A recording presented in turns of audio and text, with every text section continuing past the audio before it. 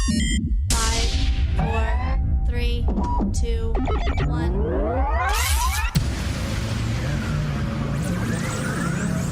Ready.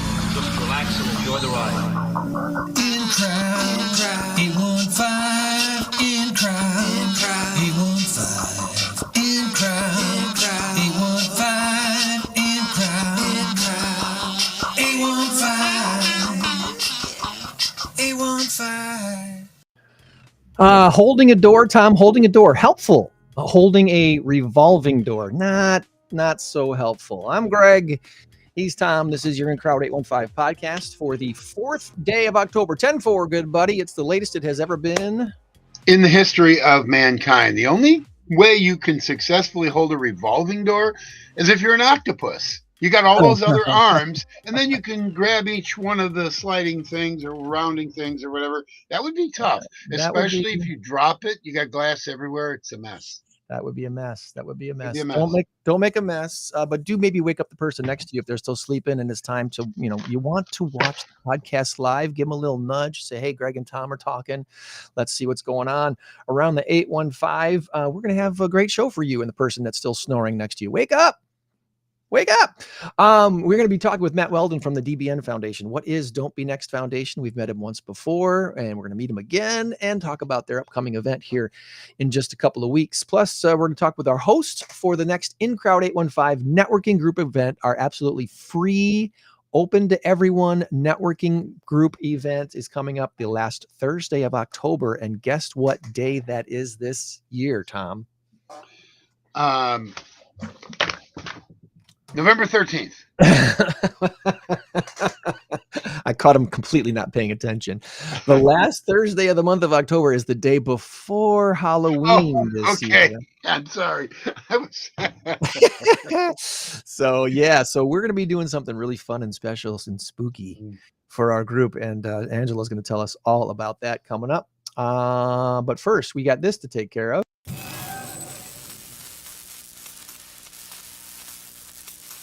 As Veda comes walking back in the door and keeps opening my door that I just closed. Our current race to 10 has me in the lead by a score of 1 touchdown to a field goal and a safety. 7-5. Our big number of the week this week, 110,000, is the answer: delivery or dinosaurs. After last week, I was seriously thinking about valking away from this competition here because you put a fake word in there. So Yeah. Far be it for me to have a little fun with this game, Tom.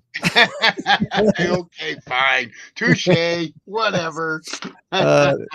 This week has 2 real words: delivery or dinosaurs. And you know what? You sent me your guess already. Oh, there it is. You sent me your guess already. Everyone else can put their guess in the comments and let us know. Wait, let's just throw this out there. At some point, I'm just going to randomly give away a t-shirt to someone who gets the answer right. See this In Crowd 815 t-shirt right here? So at some point, that's a nice shirt. I like it. At some point, someone's going to get the answer right in the comments, and I'm just going to show up with a t-shirt and hand it to them and say, hey, congratulations, you randomly won an In Crowd 815 shirt. I was up at Rock County Christian School yesterday. I was teaching, and I wore my In Crowd 815 shirt. Yeah. All day long. And they were like, what? You're a teacher. You can't be part of the In Crowd. You're a boring teacher, Tom. Mr. Warner. I'm sorry, Mr. Warner. Do they call you Mr. Warner? Are they respectful up there? Oh no, they'll if I said you have to call me Snoopy, they would. Because that's what's on the back of my baseball jersey. Gotcha. They call me Mr. Tom because I tell them you can call me Mr. Tom. The school probably wants them to call me Mr. Warner, and I'm like, nah, it's my dad. It's whatever. Mr. Tom is respectful too. Mr. Tom is respectful too. They like me. They're good kids. Awesome. All right. Well, our first guest today has the honor and distinction of hosting our next In Crowd 815 networking group event, which is absolutely free. All we ask is that when you come to our In Crowd 815 networking events is that you bring a business card and a smile. That's what we ask you to bring. And Angela is going to be our host at the Sunset Funeral Home and Memorial Gardens on the day before Halloween. I love it, Angela. Good morning to you.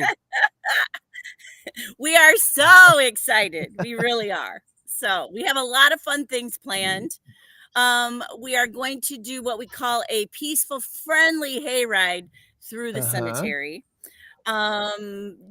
Because first of all, our gardens are absolutely beautiful, and I know I'm very biased, but I think that to give the an opportunity for everybody to see a lot of the new stuff that we have too, because as everybody knows, cremation is becoming More prominent. the thing. So and I'm very proud of our gardens, so we get to showcase that as well. Plus, I thought it would be fun. Hayride, fall, Halloween, it kind of all fits It's been together. too hot for hayrides So, lately. It's been too pardon? hot. No joke, What a right? weird, what a Right? weird fall we've had so far. But it'll be. But I'm not going to No. complain because I No. like Yeah, it. because 0 degrees will be just around the corner. So no complaints from me either. I know. I'm with you. I remember about So- 10 years ago now, at least 10 years ago, we had the worst, most miserable stretch of winter that I've ever seen. 30 days in a row, 0 or below. I remember it Yes. because I just do. I did certain things in my life. We had a foreign exchange student. He was out there helping shovel and this and that. And I just remember he was from China. He's like, it's never been this cold in China. And anyway, I said at that point, I will never complain about too much heat. And I haven't yet. I don't like it, but I'm not, nope. Give me 100. So I'm enjoying Yes. this. I'm Yep. enjoying it because it does cool off nice at night. Yeah, Sure. Yeah, evenings have been great. So I'm And And good. everybody has I'm air good with conditioning. it. Just go inside, change your shirt because it's undoubtedly sweaty, and just sit in front of the air, watch a little TV, and enjoy. There you go. Well, we jumped There you right go. into the event, but we need to back up just a little bit and learn more about Angela. Who is Okay. Angela Larson? Where did you grow up? Are you a Rock 40 and lifelonger, or where did you actually grow up? I'm Parkinson. How do you define Parkinson, Angela? Well, this is the deal. My dad's from Arkansas, so I'm proud of it. But I grew up in Okay. Loves Park. My mom is still in the home that I grew up in. Wow. Graduated from She's a Harlem High School. Husky. And I live right next to it. It's Yes. over here. So I did move away for a while. So I did get to experience life a little bit different, but came back because mom and dad are here. And as they're aging, it's our job to help take care of them. So back here now, my kids are here, my grandkids are here, and unless I win the lottery and can scoop them all up and take them with me to Knoxville, Tennessee, I'm going to be here for a while. What's You know special what? about Knoxville, Tennessee, other than the fact that it's Tennessee and Tennessee is cool? I lived in Tennessee for a while. Each one of my kids are born in a different state, which I thought was cool because, in school that you have to go around and introduce yourself and where you were born. And I always thought it was boring that I was here. So each one of my kids are born in a different state. And Knoxville, what I love about Knoxville is it has the 4 seasons, but you don't get that bitter cold. And the fall there is absolutely gorgeous. It's just breathtaking. So yeah, You've had that mine. conversation with my wife before, because my wife's the same way. Her brother was born in California, her sister in Florida, and she was born here in Rockford. So My wife was born in Las Vegas. It was quite a gamble from what I gather. Thank you. I'm here all week. Oh I my God. I was born in a state of confusion. When I was born, my parents said, "What is that?" They were confused. Poor guy. I know. Poor guy. No, poor parents. They're the ones that keep me covered at the mall every day. So you were a Harlem Husky. What did you have a claim to fame in high school? Was there anything that was like most likely to, and Angela's name was tied to it? I was Miss Young at Heart in There 1982. you go. There you Wow, go. cool. Stash, the crown, the whole deal. Give us the wave. Do you have the wave down? Welcome, Oh, look at everybody. that. Look at that. Look at that. Nice, Here we go. nice. So after high school, tell us a little bit of career capsule. What led you to eventually find yourself at Sunset Memorial Gardens there? Okay, well, after high school, back in those days, a lot of people got married, started a family, so that's what I did. Ended up the reason that I traveled is my ex-husband was in a field that we traveled. And so I was an at-home mom. Enjoyed that and was very thankful that I was able to do that till the kids went off to school.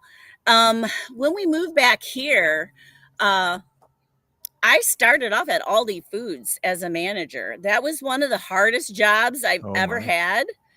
I did not have to diet because I worked so hard. I had muscles because you do the stocking, you order the truck, you run the banks, everything.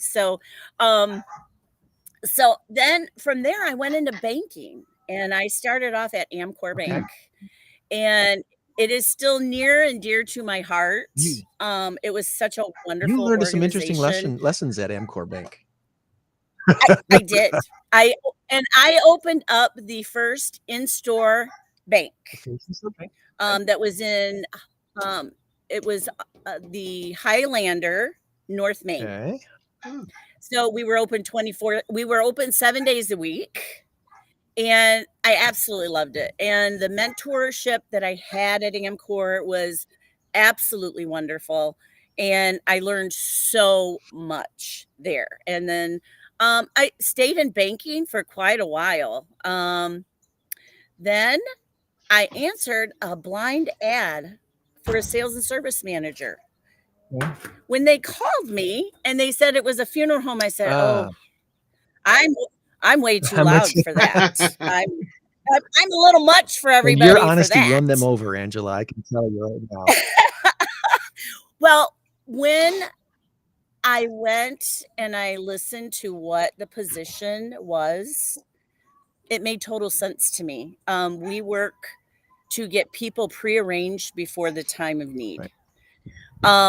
And honestly, that's the fun part of our job because we get to talk to people about what they want to do and how they want to do it. It's better than sitting in a room with a family that has no money and nothing has been No direct. prearranged. That is one of the most heartbreaking things that we encounter. Yeah. And I've been there for now 13 years. Yeah. I absolutely love my job. I love the people that I work with. They're so dedicated to getting everything right. And I'm not saying that we're No. perfect because we're human. But if it's not right, we Yeah. make it right. And I've seen it happen. I mean, I've seen us give away a funeral because something happened that was unforeseen. So I know that we have integrity. We do it with dignity, and that is our brand is dignity. And honestly, I would have never thought this, but people that come to us become kind of part of our Oh, yeah. family because their loved one is in our Yeah. cemetery. So if their marker needs to be lifted, they come in, have a cup of coffee, we do a maintenance request form, you know. It is very fulfilling.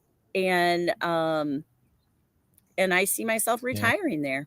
And I'm not No. retiring. Why would you? You continue to help people and you don't have to stock shelves at Aldi Yeah. anymore. So you're doing just fine. Right. You're doing just Right. fine. And I get to wear nice Good. clothes That's and, right. and And everything. you So share yeah. not all funerals are traumatic experiences, but many are. So you share a traumatic experience with a lot of people. Like you said, you become family. You become connected in a special way. You do. Yeah, and our organization provides a grief counseling that they can call an 800 number. It's totally free. And we encourage, gosh, I can't tell you how many times it's here's the card, here's the 800 number. It's confidential, it's free, it's a part of our service. And so there's so many benefits that we can offer to our families that I'm very proud to say that we do. Now, I will tell you what we really truly try to encourage people to do. I mean, everybody hears the Mhm. celebration of life. And that's one of the reasons that doing it pre-need, you have a chance to think about that, where your family at the time of grieving, they're not thinking of none No. of that. So to give you an example, we had a gentleman that was a Cubs fan, and I don't know how popular that is. There we Okay, go. there we go. There we go. Right there. Cubs are my second favorite team, Langela. Cubs are can you guess? Okay. Can you guess which one is my first favorite team? Well, for some reason, I thought it was. Oh the my God. Cardinals. Yeah, I'm gonna hurl. No. Oh, Sox. No. Sox. Is that the Sox? First of all, guys, I'm not real good with sports. I grew up in Think, Wisconsin. think so beer. Think drinking beer. Oh, okay. this is the one time when I'm sorry, Cubs fan friends, but I really do hope the Brewers win. But I will not be devastated if they don't. I'll be very happy that the Cubs move on as long as they win it all. Go win it all, Cubs. And you know what? Audience, everybody, Greg is absolutely true when he says that. I've known him for a long, long time, and he's always been a Brewers fan first, Cubs fan second. That's fine. That's fine. And I am kind of the same way. I grew up watching the Brewers because they were in the American League. They posed no threat to the Cubs. I rooted for them in '82 when they lost to the. It's a Cardinal free zone. We can't say that word. So you now have one strike against you, Angela, but that's okay. No, you're good. You're good. Just so you know, They it's beat 12 the strikes. Brewers. It's The 12 Brewers, strikes the and you're only out. So you World- got some leeway there. The only World Series the Brewers ever made it to, they got beat by the Cardinals. So Yeah. all right. Ooh, so that that is hurts. painful. That hurts. I'm sorry. Yes, exactly. Sorry. Exactly. Well, this gentleman was a diehard. So, and he was cremated. We set up the chapel in a ball diamond. His ashes were in the center, and everybody wore Cubs clothing, and they had hot dogs, peanuts, There you and go. popcorn for the gathering you afterwards. And we sang "Take Me Out to the Ball Game" out at the Praise. gravesite. Yeah. And the music went out, so we had to do it a cappella. So anyway, and there are so many different ways. We actually took the hearse around the speedway for one of the drivers that we took care of. So there's so many different ways that you can celebrate your loved one, and I really encourage that, because honestly, and when I meet with somebody, I say, I'm going to be honest with you, the service isn't really about you. It's about your loved ones. It's about your loved ones celebrating you and what you have brought to them and what you've brought to this world. And everybody has left a mark. And so it helps with that closure. My dad passed away in June, and his celebration was a celebration. We had everybody laughing and crying. And he was a huge music fan. He sang his whole life, and he was in quartets. He recorded his own music. Wow. He was singing at his own funeral. At first, I thought it was a little creepy, and it was very comforting that day when my dad was singing. So there's so many ways that it doesn't have to be sad, that you can celebrate, and that helps your loved ones grieve a little bit. You know what? easier. Oh my goodness gracious! You just struck a chord with me. A chord, pun intended. My dad, he wrote a book. He was just talented, he wrote a book, and I brought him into the radio station back in the day before COVID, when we were all there at the station, and he recorded about 12 or 14 poems. I took him into the production studio. I played one of those at his funeral. And then I walked up and I said, how crazy is that? That was my dad's voice, and he's over there, and we're here to celebrate him. You are so correct when you say that. You're celebrating, because, and it's the same thing as a wedding. Your people are coming. You got 120, 140, 160 of your best friends, relatives, and everything. They're there to celebrate you. Yes, it's your day, but think about them as well. They're here to bring you toasters and whatever else. This day is as important to them as it is to you. Maybe not as, but it's important. And keep that in mind. Yes. And so. Yes. Yeah. Definitely. So, and that's the part that I really enjoy. There was one time I had a family, mom had passed away. They held on to her ashes. Dad passed away, they were going to place them together at the same time, which I thought was very sweet. And I said, "Is there anything that you think of when you think of your mom and dad?" And they said they used to go dance to an accordion player every weekend. I said, "Well, would you like an accordion player out at the graveside?" And they looked What? at me, they go, "Can you do that?" And I said, "As long as it's not illegal, we can do it. We can figure out whatever." Now, I did not know how hard it is to find an accordion Uh-huh. player. Yeah. Weird Al was But we booked, right? So Rock Valley helped us out there and had him at the graveside. All the cousins loved it. He played and it's polkas. He played as they came in and he played as they went out. They absolutely Good, loved it good. because their mom and dads did the same thing. So it's those kind of things that are so important. And unfortunately, a lot of people don't know, like they said, we can do that. Is that okay? And like, yeah, we can. We have a caterer that if you want to do a toast, we can do a toast. If your mom was a chocolate fanatic, we can have chocolate fountains and chocolate and sweets And all of over course, the you have the place. connection to the veterans, and you can do the 21 gun salute and all that stuff as well. You know what? Our veterans, and that is our non-for-profit. I go speechless a little bit with them because I see them out at our grave sites in the cold, in the heat. They don't get to wear coats when it's below zero. They are so dedicated. And I mean, I just can't say enough about our veterans. And our company supports our veterans. We do give discounts to veterans. We do seminars for veterans to help them with their benefits that they have. Or don't have. It kind of depends. So our veterans are we love them to death. And so they are a part of our event and they will have a table there for information and and they'll have somebody speak there as well. So our veterans are a big part of My what we do. father-in-law's ceremony out there at Sunset, he served, and that was all well done. And then my friend Gloria's, when her husband Frank passed away, I was there for that. And same thing, the service members sacrifice to be there to make sure that the Yes. one who's passed on is honored properly is just highly.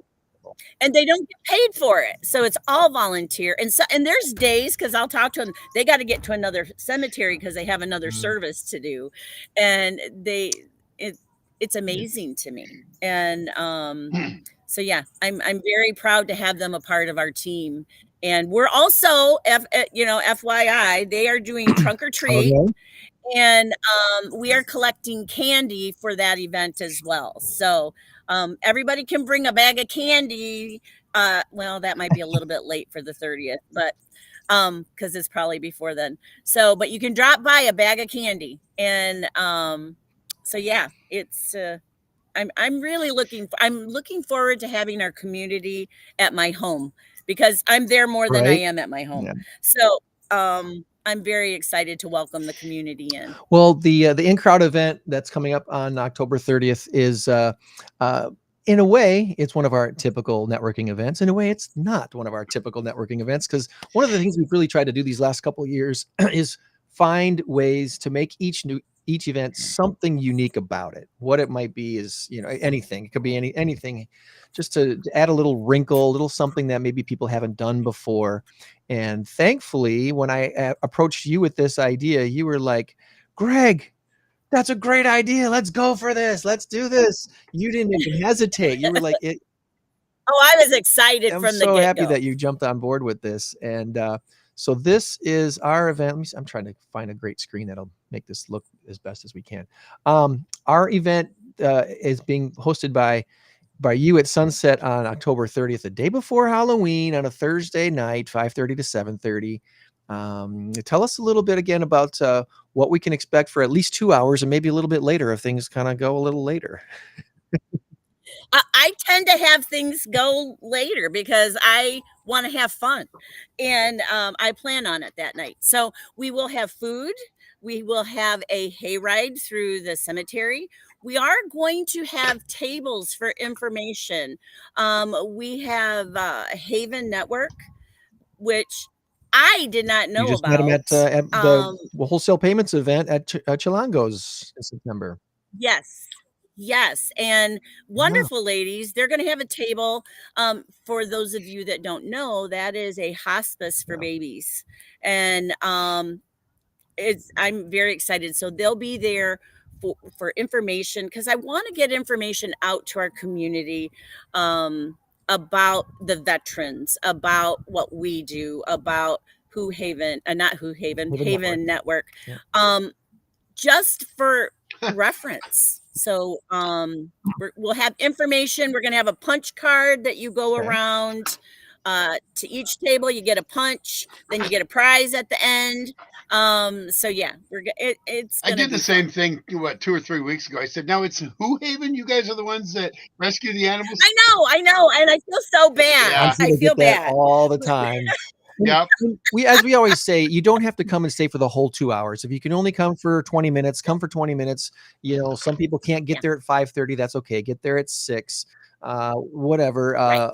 Some food, some beverages, a chance to meet some new people, and one of the things too that is really important when it comes to business networking is the idea of showing up and keeping showing up. You know, you meet somebody once. I've run into this, especially. Obviously been doing this for 15 plus years now of networking like this, 20 plus years, actually, probably, if I'm being honest. You meet people once at a networking event, and they feel like if they shook hands with a dozen people, they met everybody and they're done. And that's not how it works. That's not how it works at all. People do business with people that they like, know, and trust. And sure, they might have liked you when they first met you, but did they really get to know you and trust you yet? No, not Right. one visit, one meeting does not make a trustful, No. well-known interaction there. So keep coming back, keep meeting new people, and getting to know the people you met last time.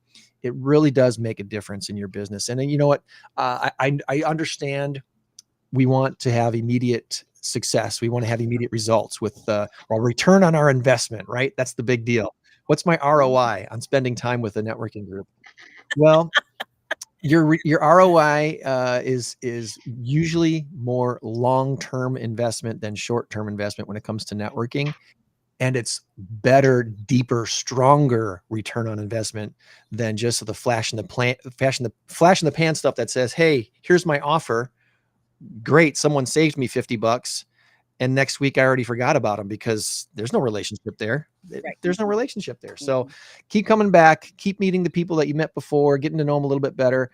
I always say, until I've formally met someone twice, I forgive myself when I forget their names.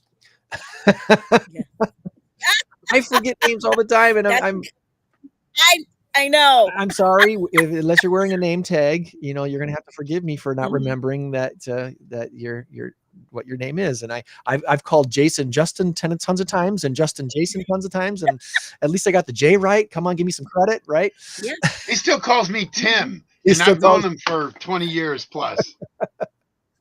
Hey, my daughters get called Sydney is Stephanie, and Stephanie is Sydney. So I even, so that's just how it is. Come on out. It's absolutely free.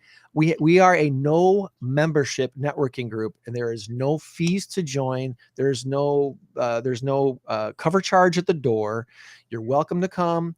We ask that you bring some business cards and a smile, and we kind of say that jokingly, but we mean it, actually. You know, we really just want kind-hearted, nice people to come and join us at our networking events. Pass out a few cards, drop one of them in the door prize bucket, because we normally have something fun or cool to give away. So Angela's already telling you she's got some great prizes at Chilango's with Michael Ruffcorn's event with Wholesale Payments. Yeah, and I won. You won the big basket. Did the candy make it home? Yeah, but it's not here no more. That's awesome. And the blanket was a Good. hit. So Good. So yeah, we have a lot of fun with that. Come on out and join us at Sunset Funeral Home and Memorial Gardens, November 30th, the day before Halloween, last Thursday of the month for the autumn open house, and meet the folks at the VFW Post 9759 of Loves Park. They got some great folks there that do some wonderful stuff here in the 815 area, right? Specifically in Loves Park. So Angela's excited about having them meet the folks that come out to our events. So is there anything else that we did not ask you about that you wanted to make sure we get out before we do our little transition trivia with Tom and our next guest? I don't think so. I think We covered it. All right. But I could go on and on and I on, know. but we don't have that amount of time. Well, let's do this and play a little bit of Tom trivia time. Matt, get ready.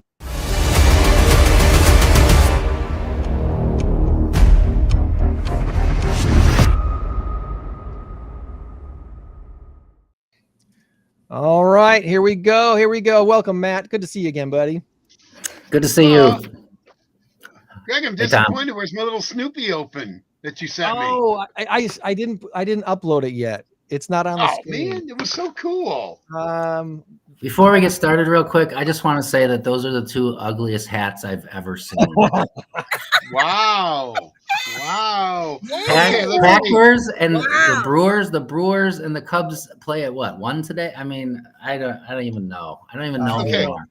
Hold on 1 second. I got to do some math. Matt Weldon -5 points on trivia. You can put me down for -100. Those hats are burning my eyes. Okay. But check this. Oh, wait, I got to do this. My left hand doesn't work. I am so glad the Brewers went back to these logos. I saw that. Do I get some grace for this? Right. Yes. Okay. All right. Go Cubbies. I got to ask you. I digress. Sorry about that. No. I got to ask you a real quick question. Craig Counsell, you in or out on him? I think he's overrated, to be honest. But yes. Namaste. I bow to you. Absolutely. What has he won as a manager? I don't. He's never won anything. Right. You're going to see, and I'm a Cub fan. I love my Cubs, but I didn't even watch Game 2 because I was disgusted with Craig Counsell. He doesn't know how to manage. He brings in pitchers. What did he do? He takes Jamison Tyone out in the 4th inning after pitching 4 beautiful innings, 2-hit ball, and he brings in Ettridge or whatever. I don't know. Andrew Kittredge. And then he brings in this guy, and then that guy, and then this guy, and then Daniel Palencia for the 5th inning, and you had no closer now. We should have lost that game. He plays those stats. Cyber. You can't do that. It's about load management and analytics and whatever else. But Ben Brown. You have to go with your gut once in a while. And then he left Shote in to face Machado the other day. I mean, and Shote to me seems like his arm is dead the last 3 weeks or so. But I know. What do I know? Yeah, I'm not a fan. I am not a fan. If they win it all, I would be.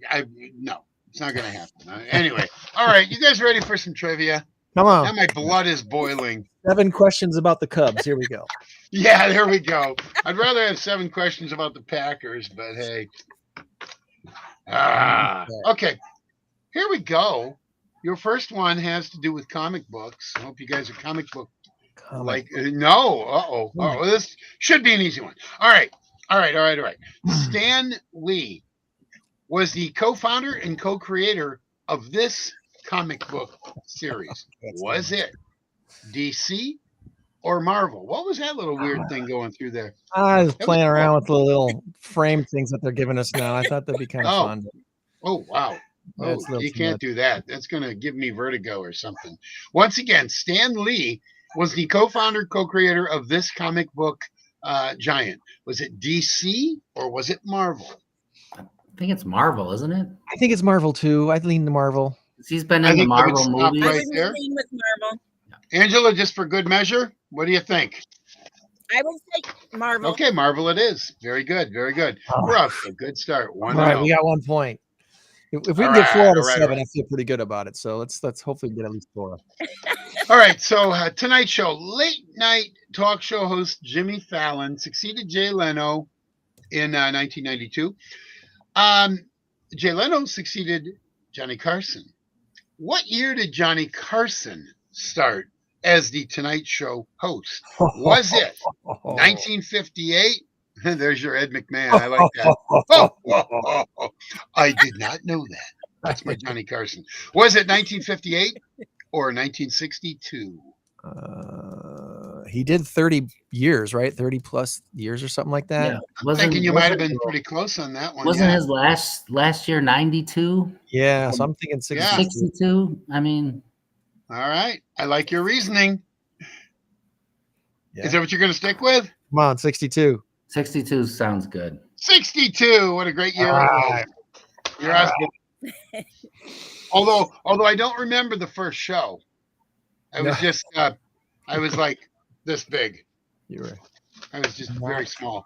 I was going to ask if your parents let you stay up that late to watch it. My dad used to.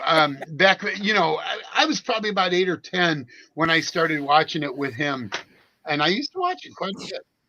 My parents were kind of. We'll just throw that on the screen for a second while Tom's gathering his thoughts. And I got my thoughts gathered here. Come on now. Got an event coming up. Wait a minute. Points. There we are. Wait. I got to position myself in between the 815 and the Autumn Fest. All right, here we go. Question number 3.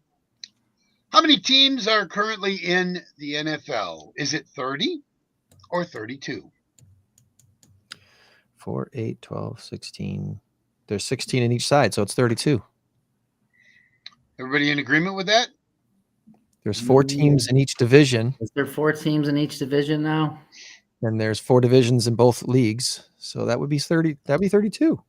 Okay, well, technically it's 31 because the Bears aren't an actual NFL team. But I'm going to give it to you because they're listed as an NFL team. They just really aren't. That's sorry. Just had to do it. That's a layup. That's a layup. You gotta take the shot. You gotta take them while you can get them. No, 32 is correct. You guys are 3-0. Nicely done. All right, now it might get a little bit more difficult here because I don't have any more options for you. No more multiple choice. Name the current. You know what? I'm gonna change it around. Mm-hmm. Tim Cook is the current CEO of what tech company? Apple. Tech company. Okay, there you go. Apple. Very good. Now, what I was going to say is name the current CEO of Apple. He succeeded Steve Jobs. All right. And that was Tim Cook. You knew that then, right? Oh yeah. Okay. Very good. Very good. You guys are kicking some serious butt here. Here we go. You are kicking. We got our 4. Everything else is frosting on the cake now. It is frosting on the cake. Here we go. All right. What is the name of this TV sitcom about a newsroom starring Candice Bergen? It ran from 1988 to 1997 and for one season in 2018, an ill-fated comeback. What was the name of that TV show? Oh, gosh. Oh, I know this. It did air on CBS. Yep, CBS. If that helps. It was on Monday nights. Was she Murphy Brown? Yes. She was Murphy Brown, yes. So that was the name of the show, right? Murphy Brown? This is the name of the show. No. Yep. Yes. No. Murphy Brown. Murphy Brown. All right. Yes. This one here, I'm giving you absolutely no hints, no help, no nothing. 5 in a row. We don't deserve any more hints. That's right. That's right. National Lampoons. What is the name of the patriarch of the Griswold family in National Lampoon's movies? Looking for the character's name. Clark Griswold. Clark Griswold. I think I may have made these questions a little too easy. Tom forgets this, but when I was in high school, and I told him this before, every Friday night, my junior year of high school, we went midnight bowling and we crashed at my buddy Ken's house and watched Vacation. And I fell asleep usually within the first 15 or 20 minutes of the movie, but every night my junior year, almost without fail, there was probably a handful of Friday nights we didn't do that very same thing. One of my favorite quoted lines is from European Vacation. Hey, look, kids, Big Ben. Hey, look, kids, Big Ben. Hey, look, kids. I love it. I love it. And of course, the billboard was pretty cool, too. I'm kidding. Never mind. All right, final question. Final, because it's for all the marbles. This is for Woo-hoo. 7-0. 7-0. Here we on. go. Here we go.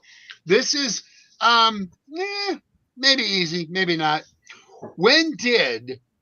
It's Rockford trivia. When did East High School and West High School open? What year? If you need options, I will give you options.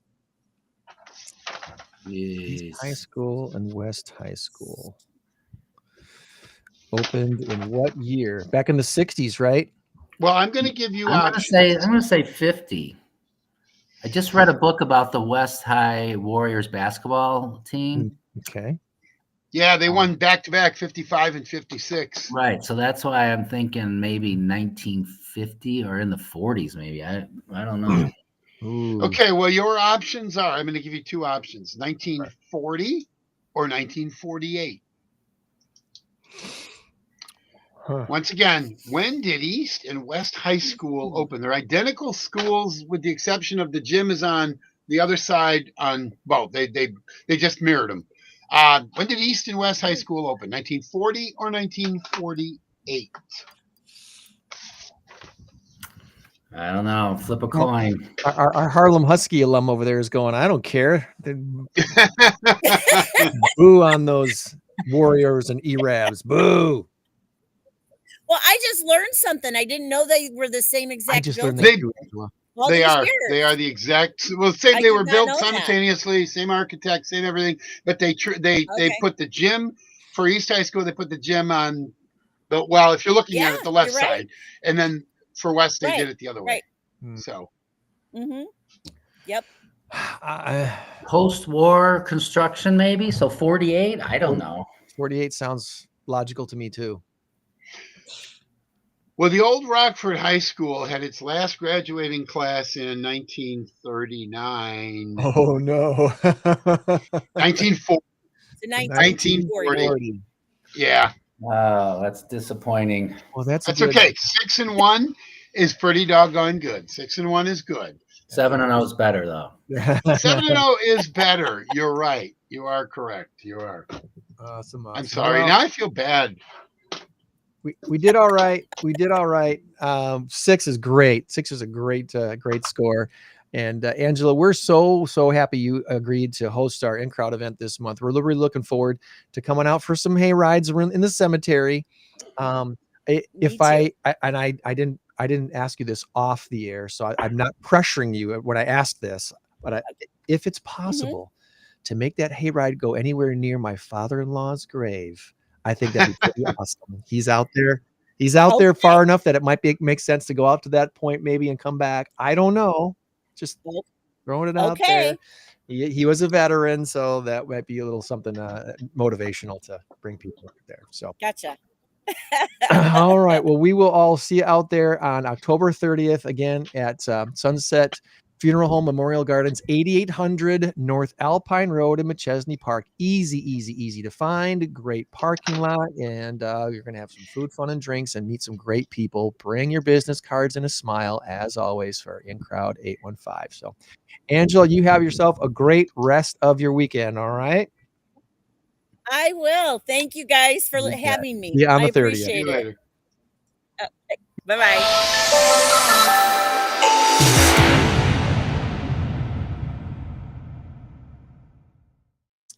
All right. And that brings us back to Matt, who's a 2-time guest here on the In Crowd 815 podcast. Whenever someone agrees to come back, we know we're doing something right, Matt. So thank you so much for agreeing. Thanks for the invite. I appreciate it. Absolutely. Again, for those who have never met Matthew Weldon before, tell us about yourself. Where'd you grow up and go to school, and all the background information about Matt's fun childhood? So I grew up in Rockton, the Orwellian community, as I like to call it, and graduated from Hononegah, 1991 graduate. Historically, probably the best graduating class that's ever came out of Hononegah, but I mean, undeniable, pretty sure. It would have been much more Orwellian if you'd have graduated in 84, but hey, I'm just saying. True. But no, it was cool growing up in Rockton back in the day because that was a much simpler time, and we'd leave the house at 8 in the morning and come back at who knows what time at night, and there wasn't a lot to worry about. We just went outside and, either, played baseball or basketball or football or built forts or did whatever and caused trouble. And, we had a great childhood growing up in Rockton. And it's I don't want to get off on a tangent here, but it's kind of sad with what's going on with kids nowadays. I don't want to sound like that get off my lawn guy, but they just don't have the experience of bonding with your friends outside doing stuff all the time. And I know there's exceptions to that, but it just seems like with tablets and iPhones and iPads and everything else, there's not enough bonding amongst kids. And I think everything's organized. And, that kind of ties into how the DBN started. But I can, get back to that in a couple minutes. But so graduated from Hononegah and went to the Harvard of the Midwest, Eastern Illinois University. You've probably heard about it. It's a football factory. A lot of people don't know that there's a lot of quality football players that have come out of Eastern. There's a Tony Romo, Jimmy Garoppolo, just to name a couple players. But Mike Shanahan, the old coach of the Broncos, was an Eastern guy. Sean Payton is an Eastern guy. Really? Cool. The old coach for the Vikings, Ray Childress. I don't know if you guys remember that guy. Ray Childress. He was an Eastern guy. So, I mean, we've done all right for a small school. So, and then graduated from there, and there's about 7-8 of us thought that we should keep the good times rolling, and we moved up to Chicago, moved into an apartment in Lincoln Park, and did that for 7-8 years, and had a great time. Single and fun, and no responsibilities, and living 3 blocks from Lake Michigan, and having Cubs season tickets, and doing guy stuff, and it was good. But then then people started kind of getting picked off, as I like to joke about, and getting married, and moving to the suburbs, and then by chance I ran into somebody from high school when I was back in Roscoe visiting for a weekend, and it was this girl from high school, and I'm like, is that so and so? And the next thing you know, I'm moving back to the area, and had started a family, and it was good. And I've been in wealth management for 24 years, and I actually sold my practice last August.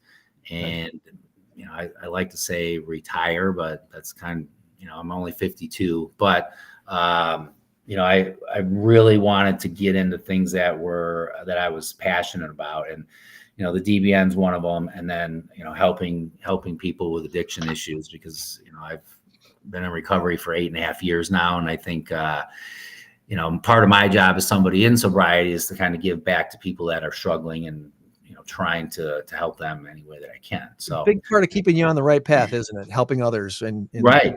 It really is, because when you are able to help someone, it reminds you of where you were and where you are now.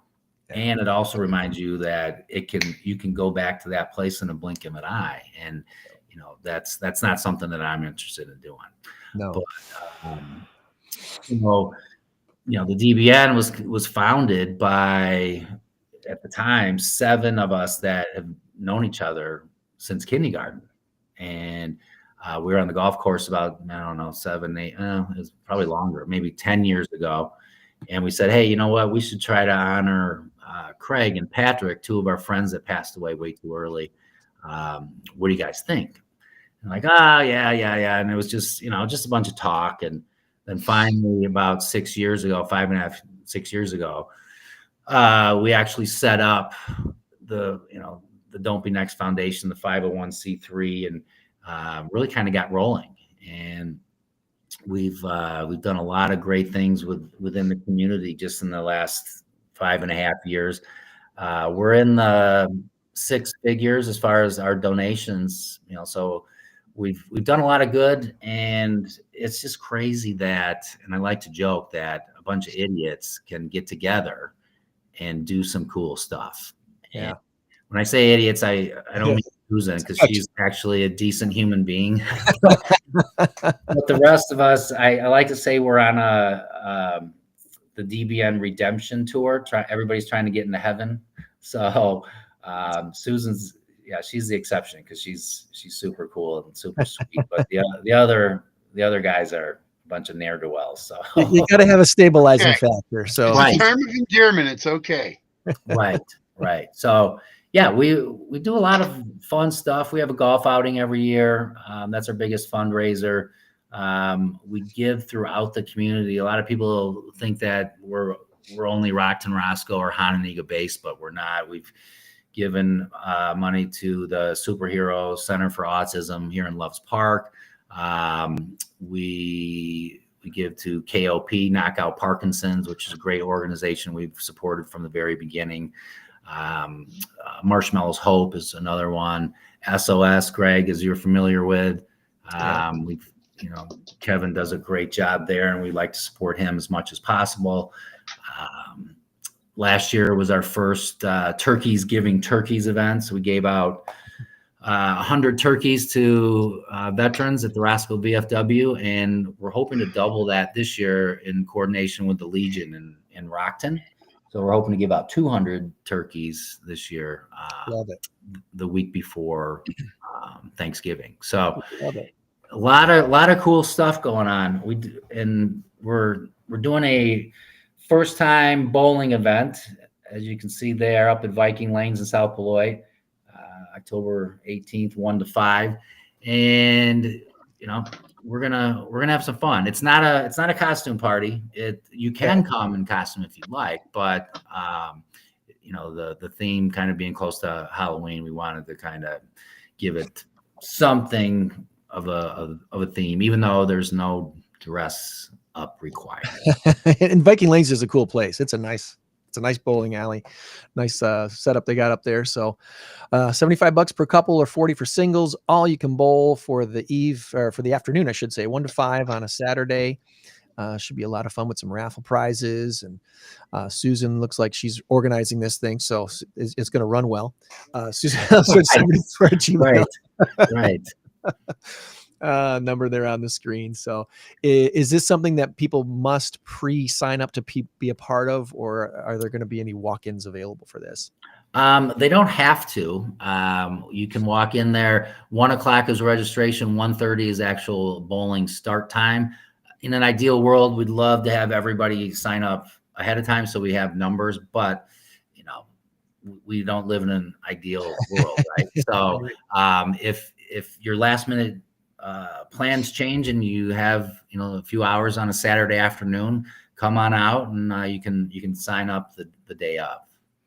We've done bowling events for Ski Bronx and Rock House Kids and all these and a few different other organizations around here, and it's really a fun way to mix and mingle with people too, because unlike golf, where you're out with a foursome and you're just with your foursome and you meet the whole sponsors, but you don't meet really other golfers until the end of the event.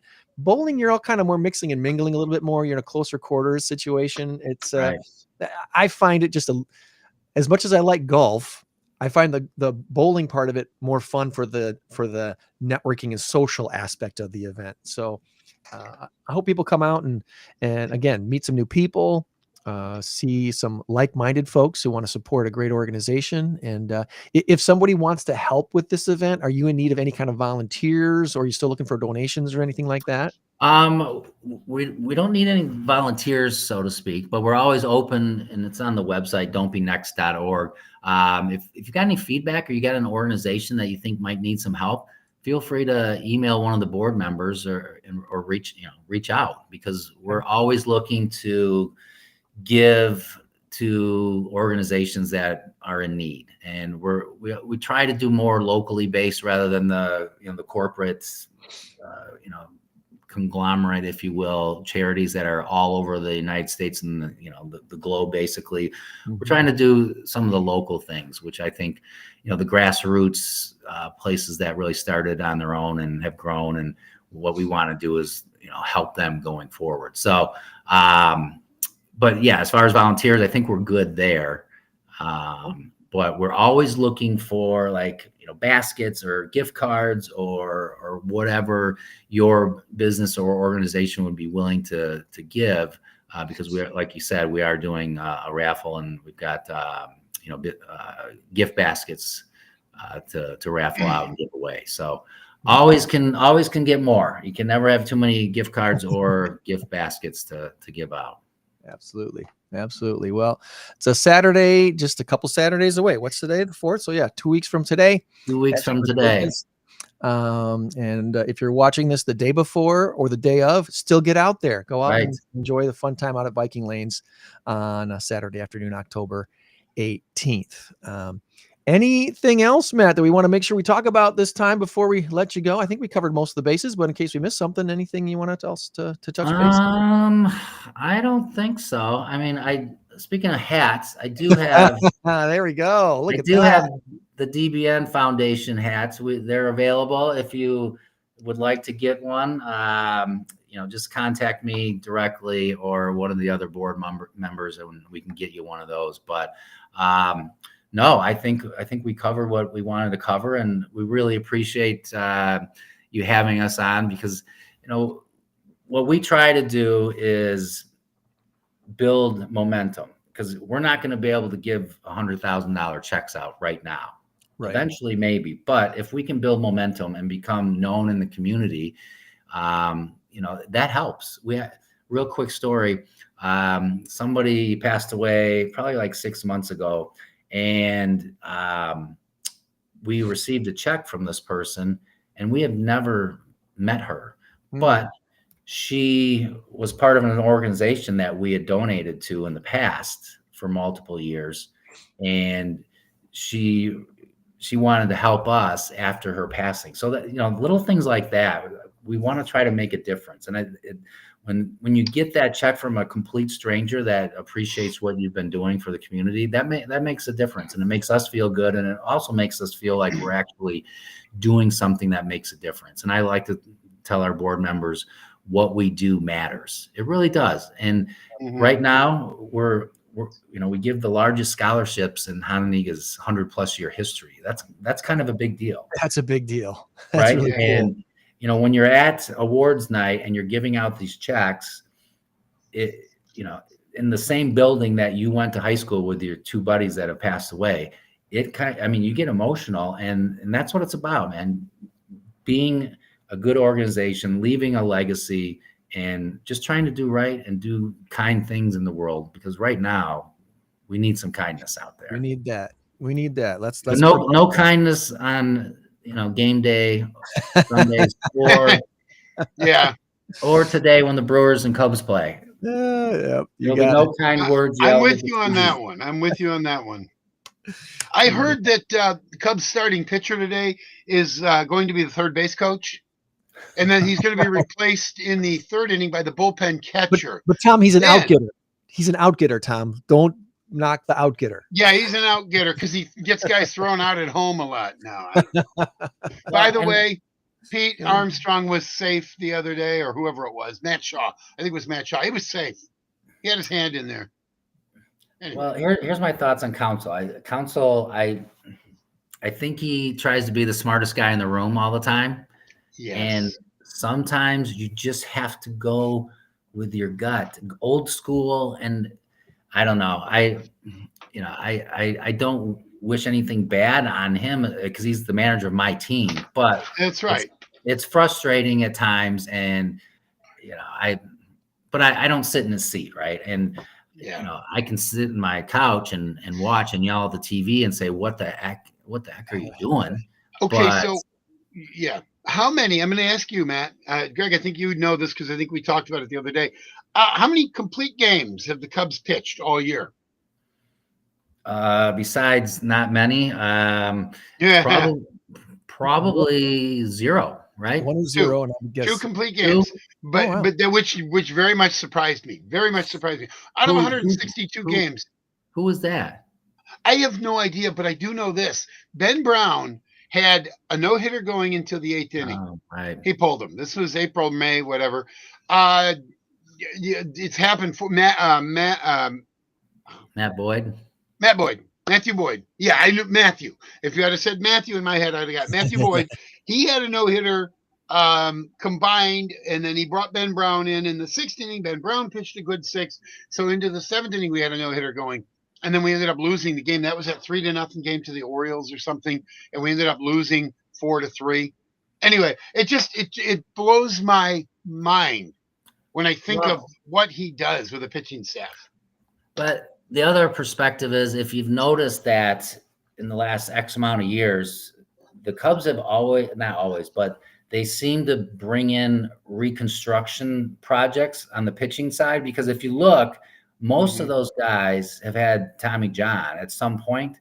So I think Council maybe gets the word from Jed Hoyer and says, hey, we got to try to preserve these guys as long as possible. So if you can limit the innings, that'd be great.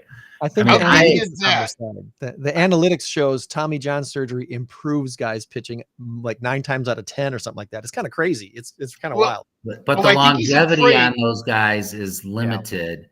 Yeah. It's not, it's not like the old days, and I don't, again, be that guy, but you see like crazy stats about like Nolan Ryan and innings pitched and complete games, Fergie Jenkins. I mean, it goes on. And those guys never had arm trouble, right? Yeah. Like they might have had dead arm once in a while, but they never had all these surgeries. And it's crazy, but it goes back to the velocity that these guys have now. There's just too much wear and tear on the arm, and they have to get it repaired, or it's just going to be a complete blowout for the rest of their life. So they might have 4 or 5 good years in them, and that's it. But now with the money that they're making, they can, retire essentially. Back in the day, guys were working part-time jobs in the off season because they weren't making enough money after they just pitched 350 innings for, a season or whatever. So. Okay. So the Craig Counsell thing, I'll give you this much. Greg, you made a good point. You both did. But here's my thing. I go back to when he managed the Brewers. I think the happiest day in Brewerland was when Craig Counsell signed with the Cubs. Like, wow, okay. Now we can finally win a playoff series. We'll see what happens in the next week and a half. Because he did that same thing the last few years where he starts his relievers. I don't understand it. I get it. If it works, it's great. He's genius, but it doesn't really work. It almost didn't work the other day. They ended up winning the game, but they probably should have lost it. He had Daniel Palencia, your closer, come in the 5th inning. Then you had Matthew Boyd come in a dirty inning, which is always a bad thing. And he got the last out. And then you had, I can't remember, I believe it might have been Kittredge pitching the 9th inning, and then he ended up having to replace him and bring in somebody else, Brad Keller, maybe, I don't know. Anyway, it's just like it's musical pitchers in the 9th inning, in the 8th inning, 7th inning, and now you're starting the game with oddball configurations. And one final thing, please send Ian Happ to the Florida Marlins or Siberia or somewhere. No. I'm telling you, when you sit there and you look, left-handed usually, and you look at a called third strike, and then you turn to the other and go, where was that pitch? Well, you know what? It was right here in the little box. You have 2 strikes on you and 1 or 2 balls. You do not let that pitch go. I don't care how good you think your eye is. He strikes out on a called third strike all the time. Seiya Suzuki does it. Ian Happ does it. Pete Crow Armstrong does it. Kyle Tucker does it. Dansby Swanson does it. I can go on. They have called third strikes. It's the worst thing you can do in baseball. You have to protect the plate. If you can't protect the plate, you're going down. Go grab some bench.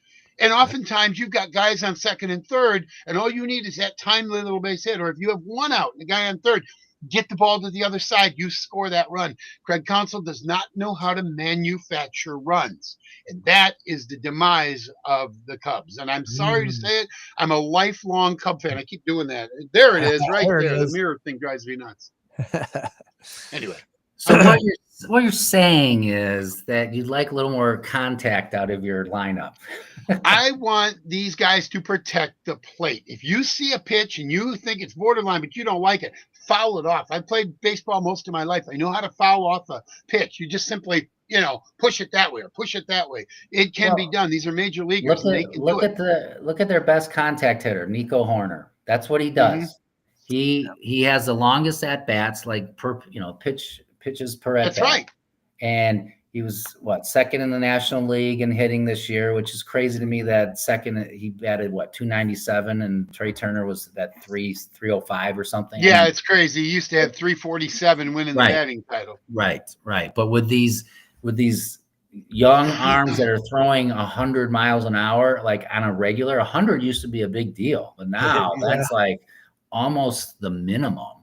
And the batting averages are down and whatnot, but sure. I just as far as like Pete Crow Armstrong goes, I think the league has kind of caught up to him a little bit. I mean, as far as his at bats and whatnot, he seems like he's guessing a lot, and he's looking at more pitches and striking out, and but hopefully he's got something left in the tank for this Brewers series. I agree with you, but then it comes down to coaching. Hey, Pete, listen, here's what you're doing.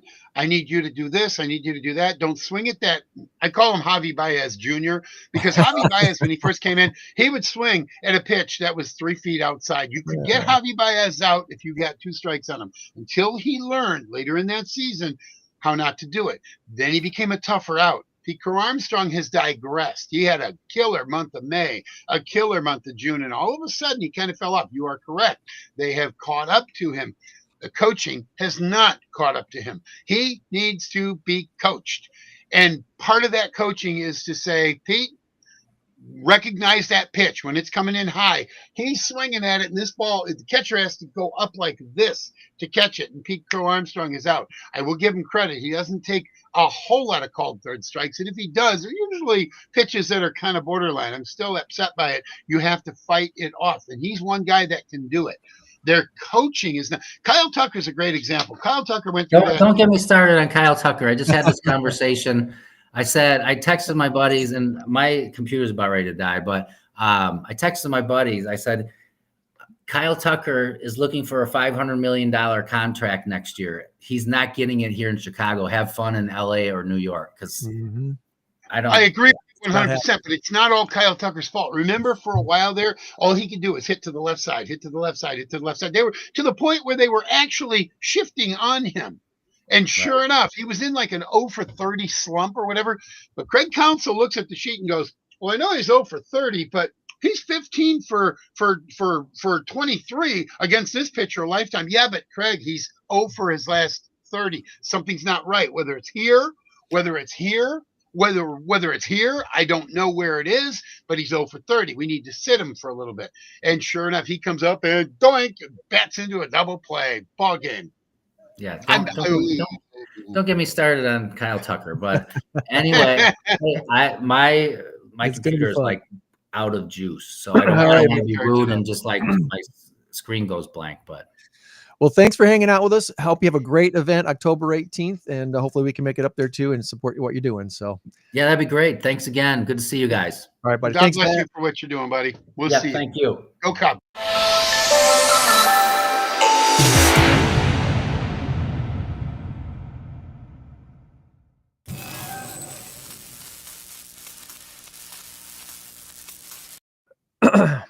Back to our regularly scheduled getting better and better. Oh. Did you hear me? I said these shows keep getting better and better. Yeah, it's going very well. It's part of the reason show today. Our guests actually watch past shows once in a while and kind of get to the flow of what we're at, and they're like, oh yeah, I can jump in that flow. I can swim that stream. Here we go. So we're doing just fine there. Our big number of the week this week. Current race to 10 as a score of 5-7. Big number this week. It's a pretty big number. 110,000. That's a pretty big number. Is it delivery or dinosaurs? And Tom sent me his guess. I may be kicking myself, but hey. Did you send me your guess, listener? Did you send me? No one on Instagram did. We're on all these different platforms, and we only, just a reminder too, we see comments if they go on Rumble, on the YouTube channel, or the main Facebook In Crowd 815 podcast page. Those are the places where we actually can see comments post up. The other places we don't see them till later. So just so you're aware. But our big number of the week this week, 110,000. It's a pretty rare opportunity right now, Tom, to own a life-sized, lifelike dinosaur that can move and can screech. There's a New Jersey theme park called Field Station Dinosaur. They're selling off over 30 of their animatronic dinos. They're on Facebook Marketplace. You can look this up. They're closing their doors in November, but you're going to need a really big yard. And I hope you're going to need a big checkbook too. The park's executive producer, his name is Guy. He told NewJersey.com that a few $1,000s will buy one of these things. Most of them are going for about $2,000. There is a well-loved T-Rex that's going for $2,700.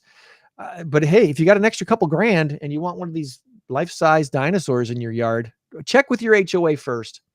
But yeah, they're available. 110,000 is going to take my point right there. UPS delivery vehicles on the road worldwide, ranging from bicycles to cars to tractor trailer trucks, total 110,000 UPS delivery vehicles. Wow. I wonder if that number is going to start depleting with Amazon having their own delivery trucks now and other services. I don't know, but delivery's here to stay. I think it's still a great business model, right? Well, you've got FedEx, you've got Amazon, you've got UPS, you've got, there was another one too. Whatever. DHL. Well, DHL, yeah. But I mean, with all of the things that people are ordering online, I mean, my goodness, it's amazing. It's the grocery stores and the department stores and the shopping malls that are hurting more than anything else. So, I was in the mall a couple times in the last week, and not necessarily to shop, but they have a kiosk at Cherryville Mall where you can turn in old cell phones. Oh yeah. And get paid for them. It's not very much, but it's something, right? It was kind of interesting to walk through one of the anchor stores. And granted, it was a random weekday, so it wasn't like a special sale day or a weekend, but it was just kind of like, wow, once upon a time, this place was a buzzing place pretty much every day of the week. And now it's almost a ghost town. Unless you need something today, are you going in there to shop for anything? I always lament every time I think about back in the day, and it wasn't that long ago, McChesney Mall used to have Olga's. It had Texas Grill. It had great restaurants that you could go in there and you could just wander through, and they had Praise and they had J.C. Penney Outlet, one of my favorite stores. My goodness gracious, it was such a fun thing to do as a family on a Saturday. And then they had the $1.50 movies at McChesney Movies. I saw so many good movies there. And now there's nothing. Burlington just moved. They moved to 173. Yeah. And so it's done. What'll become of that building? Is it destined to be demolished here in the near future? I don't think so. I think what they're going to do on the backside, there are 3 or 4 places. And then there's on the far right-hand side, you've got a little bar there, and you got another business. There's 2 or 3 little businesses, but I'm talking about anchor stores, stuff like that. Right. Kind of sad.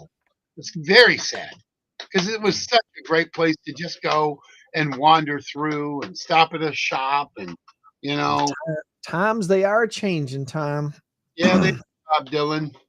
Times they are changing. That's what he was singing, in case you didn't understand what he was singing. Yeah. I think I wanted to just get a quick view of my calendar because I didn't write down my shout outs for this week. Shout out to our sponsors so far who are sponsoring teams in the Mass Karaoke Trivia Contest. We are up to 10 now, Tom. We only have 2 openings left to be in the Mass Karaoke Trivia Contest on November 13th. And shout out to Fresh Prince of Loves Park for being our latest business sponsor, sponsoring a team. Thanks to them. We have We have Less's Cleaning Service, Envoy Mortgage, ITAC, Title Underwriters, Medicare 411, of course, Iverson Painting, Four Corners Wellness, Weldon Electronics, Gemini Solar, all sponsoring teams playing for not-for-profits to win a $5,000 grand prize for their favorite not-for-profit. And we are so excited about this event coming up again November 13th, this time at Tabala. For those who have joined us for one of the first two events, we want to thank Hilton Garden Inn for hosting those. They did a wonderful job, and we loved that room. It was great. And I imagine we'll be back in that room again at some point doing an event of some sort, maybe even a qualifying event. Hint, hint, nudge, nudge, wink, wink, at some point. But we needed some more space. We're going to Tabala, and tickets, early bird tickets, save money on tickets. If you're not on a team competing, come and support the teams that are playing for this $5,000 grand prize. And you too could also possibly win $100 for yourself and $100 for your favorite not-for-profit. The ticket site that we're using to sell these tickets, Tom, I don't know if I explained this to you yet or not, but the ticket site that we're using to sell tickets to this event asks the ticket buyer which not-for-profit are they going to support. And all the not-for-profits show up on the list. So guess what? The team that's the not-for-profit that generates the most ticket sales for this event is going to win $500 right off the top. So they'll win before the event even starts. Wow, nice. That'll be fun. So come on out and join us on November 13th. Get your tickets early so we can count your ticket purchase as a vote for your favorite not-for-profit. Are we going to do the big giant check, the big cardboard check, and just write the name in at the end? I think we need to do that. Have them all pose with the big check. We are working on that. And all right. I think we got it. Together. So yes, absolutely. Anything else as far as shout outs go this week, Tom? No, not for me. I'm good. You are okay. We've done our sports talk. Packers didn't really do any Packer talk. We did a lot of Cub with talk. The week off. What is your thought on the Packers week off? Well, they need a week off, but I'm really disgusted and disappointed in the Packers showing against the Cowboys. Scoring 40 points was phenomenal. That was great. If you'd have told me they were going to score 40 points against the Cowboys, I would have said, oh my God, 40-20. We're going to double them up. Yes. We're going to double them up. And now people are saying, well, they play Cincinnati next week. The line is 9.5. Don't believe it. I'll believe it when I see it. When they win the game 30-13 or something like that, fine, then I'll believe it. But right now, I'm not sure what to think about these Packers. I'm just not sure what to think. They're still a great team, but I believe Matt LaFleur needs to change real quick or be gone. And one of the things that needs to happen is Rich Bisaccia, who's supposed to be the special teams guru. Yes. I'm sorry, no. When you get the field goal blocked, and I'm talking about the Cleveland game, because the guy on the end had 6 blocked kicks, that should have been your priority. Rich Bisaccia should have known this going in. Hey, that guy, that number 85 or whatever his number was, has 6 blocked kicks in his career. We need to make sure you put your tallest, most agile guy on him. Tucker Kraft would have come to mind. But Tucker Kraft, I don't know who he had blocking him. But you do not, I don't care if you have to tie his shoestrings together. You do whatever you have to do to make sure he doesn't jump. Whatever. You hit him off the line so hard that he forgets his wife's name. And so he doesn't block the kick. Brandon McManus is a good kicker. He would have made that kick. Ball game 13. He had to make 2 tackles in the Cowboys game. Yeah. There you go. And one of them twice. He got injured on. Yes. I think he's going to be fine. No, you're exactly right. That's a really good point. Kevontae Turpin is a good returner, but doggone it, you have to first and foremost look what Brandon Aubrey did. He hit that 20-yard thing 3 or 4 times, which means the Packers get the ball on the 20. That is huge. It's a new ball game when it comes to kickoffs, and I like it. I'm a fan. Whereas Kevontae Turpin got 2 runbacks, both close to midfield. One of them, I think, slightly past. But anyway, it's the guy. I think it's the guy from Jacksonville who's got this knuckleball kick, and it's really hard for them to field. He's dropping it in the drop zone between the 20 and the goal line, and it's fluttering. It's not end over end. It's like side. It's really, really interesting and cool. I'm a fan. I'm a fan. Yeah, absolutely. So Rich Bisaccia probably needs to go. The other thing is Matt LaFleur keeps getting conservative. I was talking to my buddy who's a Bear fan. He says, "No, you're kidding me. No, he went for it, and the reason that strip sack happened is because he should have just kneeled on the ball. Okay, fine, whatever." So he doesn't make the best decisions, but for the most part, he keeps getting conservative. We had 4 minutes and 40 seconds on the clock. They had already scored a field goal. All we had to do was go down and kick a field goal to tie it. And Matt LaFleur said himself, "Well, if I would have realized, the urgency there, I would have sped it up," or something stupid like that. I'm like, "What are you talking about? You go down and you score a touchdown. You didn't have to worry about leaving them no time on the clock. Only if you kick a field goal. So you were playing to kick a field goal and to safely tie it up rather than go in there, balls out, and win the game." Boo. That's what they needed to do, and they didn't. They tied. That's great, but now we got that stupid blemish of a tie on our record for the rest of the year. I don't like it. We got to watch that on the screen for the rest of the year. Oh, it drives me nuts. That one tie. We need to eliminate ties in the NFL, and here's how you do it. When you're done with the game, you go one possession each. If you score a field goal and you score a field goal, we go into a second overtime. And here's what the second overtime is. You flip a coin. Okay, we're going to kick first. My kicker gets to kick a 25-yarder. Now your kicker gets to kick a 25-yarder. Okay, you both made them. Now my kicker kicks a 30-yarder. Now your kicker kicks a 30-yarder. Eventually, you're going to go back. And if we're at 45 or 50-yarder and my kicker gets it and your kicker doesn't, we win. If my kicker doesn't get it, your kicker does, you win. Yeah. If both of you miss, we just kick it again from that same thing. Just like eventually, absolutely. And the same thing they do in hockey as well. Eliminate ties, and the audience is in. I mean, they're like, oh, kick us up, and it's good. We just took the lead. We got 3 more points, blah, blah, blah, blah, blah. That, I think, is the best option out there. That might be better than the college way. That might be better than the college way. Yeah, because you take it on the 25 and then you go and then you got to do the 2-point conversion and all that. It works. It works for college as well. But I really like the idea of the whole kicker thing. And you know what? This would get teams to get kickers who can boot the ball. Like a Brandon Aubrey. He kicked a 64-yarder like nobody's business. Even Brandon McManus for the Cubs, for the Packers, can kick a 60-plus yarder. Yeah. There are a lot of guys out there kicking. Who's the guy from? Oh, as a matter of fact, it was Jacksonville. He kicked a 70-yarder in a preseason game. He did. Doesn't count because it was preseason. Yes. But anyway, so just to finish this thing up, the Packers really need to rethink what they're doing. This is the one thing that Matt LaFleur does not have, and it's the same thing that Mike McCarthy did not have, which is why we lost the chance at the Super Bowl in 2014, because he got crazy, stupid, conservative.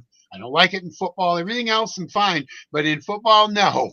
Or baseball, no. You go for it. You put your knee on their chest or whatever you got to do. You put the hammer down and you go win that game. And you win it with what got you there. Jordan Love was 31 of 43, 387 yards, 3 touchdowns, 0 interceptions, and a 118 passer rating.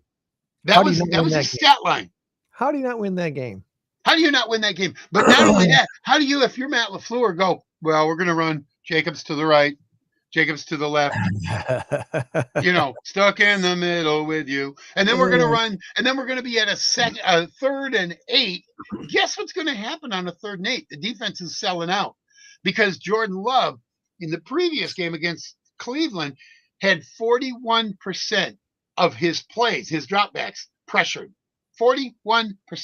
That's 4 out of 10 plays. He had somebody in his backfield, somebody named Myles Garrett, somebody named Grant Delphi, whatever. The Cleveland defense is good, so I'll give them a pass on that. But and Dallas didn't really pressure him as much. It wasn't crazy, but Matt LaFleur needs to trust Jordan Love a little more, because there's nothing worse than having somebody over your shoulder going, "Huh, what are you doing there? What do you got? You sure you did that right? You sure you did that right?" Nothing worse than that. And this is what Matt LaFleur is doing. Talk about micromanaging. I think he needs to go after this year. Even if we make the playoffs, which we should, but right now, Detroit looks like they're back on track. Detroit looks like they're going to go 13-4, 14-3. They look unbeatable. They really do. Yeah, we beat them. We kicked their butts. But whatever. They always say first game of the season is a liar. Maybe it is. I don't know. Maybe. Green Bay's going to be fine. I still think they're going to win 12, maybe even 13 games. But that won't be good enough to win that division.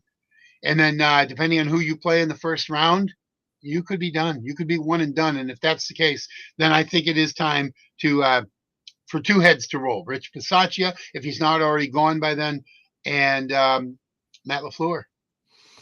I would have thought you may be a little bit crazy at some point, but him sticking with Bisaccia any longer is going to be maybe the downfall of Matt LaFleur. You got a great guy running your defense, right? Hafley's doing amazing things. Jeff Hafley. You got a great guy running your defense. He's going to be the next head coach of the Packers if you don't get things right on the ship here. Right. Here's the thing. You're exactly right. I like that, because I like the fact that he won't go somewhere else and come back to haunt us. Right. So. I do like Jeff Hafley. I think he's but I want somebody that goes for it. I'm starting to think that Dan Campbell may be doing it right. I've not been a Dan Campbell supporter for a long time. Write it down. He's just too big macho for me. We're going to run it down your throat and this and that. Well, maybe that is the right thing. But I'm going to tell you something about Dan Campbell. This is what's kind of changing my mind on him. One of his guys got injured the other day. I think his last name was Moore or something. He was a special teams player, I believe. He got injured, and they had to cart him off, and he's fine now. What Dan Campbell did, and I saw this on moving my camera there. Oh, hey, there we go. Woo, I got to pay for this ride, don't I? Okay, so one of the things that Dan Campbell did is he called, this is what I saw on YouTube, and I saw the video footage, so I don't think it was AI. He called both teams out onto the field, and they had a prayer vigil. Everybody got around him, and he was the one that organized it. God bless him. I'm telling you, I am now a Dan Campbell fan. If that is true, I am now a big Dan Campbell fan. I know, a complete 180, huh? I still don't agree with every decision he makes. I don't like it when you're 4th and 2 and you're going to go for it. Then you get a false start penalty, and now it's 4th and 7, and you're so ingrained and so dug in that you want to go for it again. I think that's a bad move. But you know what? If Detroit is going to win a Super Bowl, this is the year they're going to do it. So, wouldn't that be something if they pulled it off after losing their 2 coordinators? That would be something else. That would be monumental. It would be monumental. That would be unbelievable. So yeah, I don't know. We'll see how that goes. Well, what are you going to do this weekend? Specifically Sunday. No Bear game, no Packer game. I always watch the Bear game because I have an active interest in watching whoever the Bears are playing win, unless they're playing Minnesota or Detroit. Then I'm rooting for the Bears, but it's rare. Well, I think we have. I think my wife has a friend's wedding this Sunday. Actually, I think there's a wedding Sunday that we'll probably be attending. So that's more than likely the plan for Sunday, other than getting ready to move. That's I haven't talked on the podcast yet is that Christy and I are moving. We bought a house in Rockford, so we'll be moving from our penthouse office suite here in the lovely metropolis of New Milford. Yeah.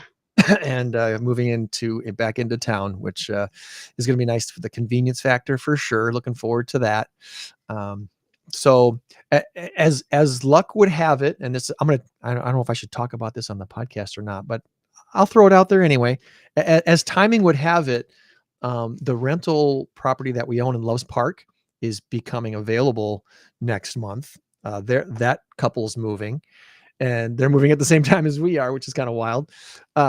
So we'll have a rental available, and we're already taking applications for renters at our Loves Park house, and then our house here in New Milford will also be renting out as well. So, Wow, that's pretty cool. we're looking for we're desperately seeking renters, not desperately, but you know what I mean.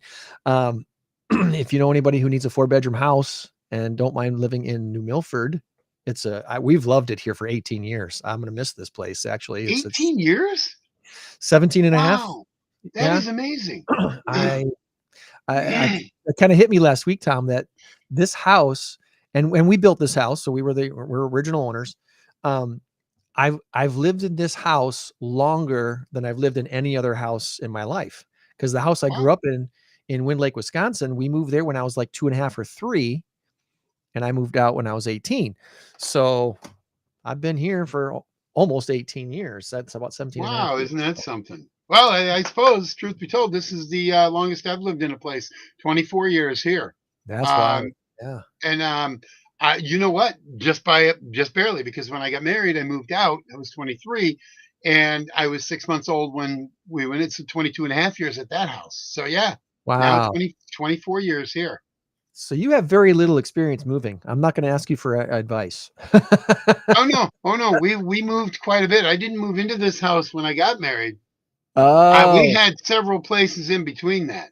okay. I've Okay. got more experience than you think, more experience than anyone should have. But anyway, Yeah. Yeah. so but it's been interesting. Well, So that's how it's with all your rental properties and such, you don't even have to do this podcast, which pays you what, about $100K a year? if only. Yeah, only. minus 100K. I'm about Minus 100K off. 100K. Yeah. No, this Yeah, is folks, we do this for free. I call this my loss leader. You know, just like the grocery stores, they have loss leader items. They just don't want to get you in the doors. Yeah, milk This is my loss $1.99 leader. a gallon. That's right. They're losing money on the soda pop, but you know what? They're not losing money on all the other stuff. So, no, I thank you, Tom, and thanks everybody that's been, kind enough and nice enough to trust me with their real estate stuff. I still enjoy being a realtor and helping people with their real estate needs. That's how I butter my bread here. But the podcast, for this being episode number 287, apparently we like what we're doing. So we keep doing it, and have plans to keep on doing it, because we have this goal. I want to commend Matt from DBN for his goal, his giving turkeys from turkeys, turkeys giving turkeys. How did he say that? Yeah, I think so. Turkeys giving turkeys. Turkeys giving turkeys. I love that they did 100 last year and their goal is to do 200 this year. I love that idea of, hey, we can double what we did last year. We know we can. Let's do it. And setting the goal like that. And we've kind of done that goal here with the In Crowd 815 stuff and our special events more than doubled now. Yeah. Yeah. And that's from 2,000 to 5,000. I was just, when we tried this last year in October with $1,000 grand prize, I saw this as hopefully being able to double the prize in a year.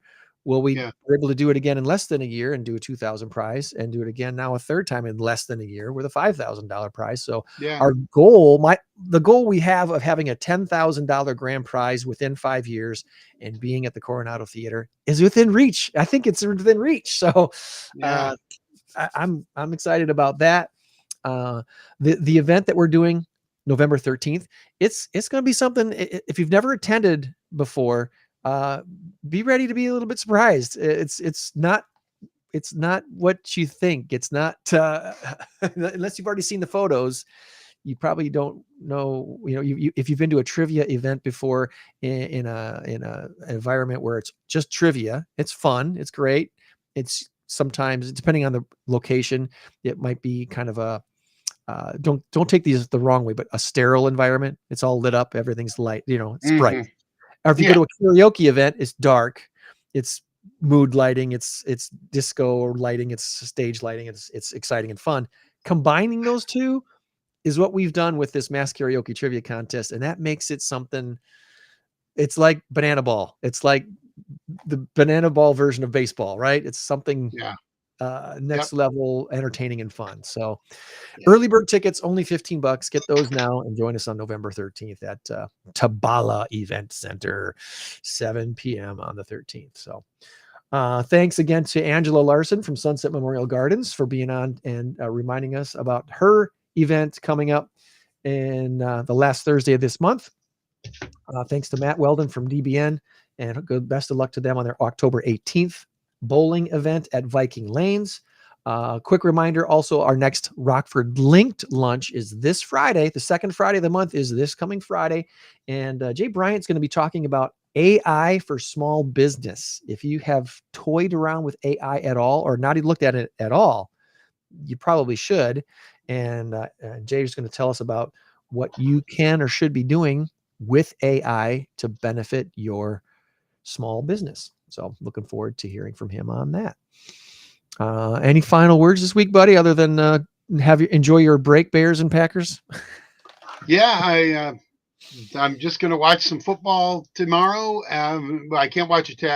I got a wedding too, but I'm DJing it. There you go. In Rock Falls, of all places. So best of I'm luck. out of here in about 2 hours or so, 2.5 hours. I got all the stuff done.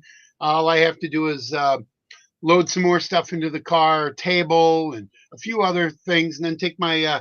I'm gonna soak in the tub for a little bit, There you and I'll do my shave, just to look good, and then I'm gonna put my suit on. It's supposed to be hot today. That's not a good thing. It's going to be like 90 degrees again. Mark Henderson says. Our buddy Hendo. If you're not following Mark's Weather Hub, by the way, on Facebook, you need to be doing that. He's doing an amazing job of updating the weather like 3-4 times a day.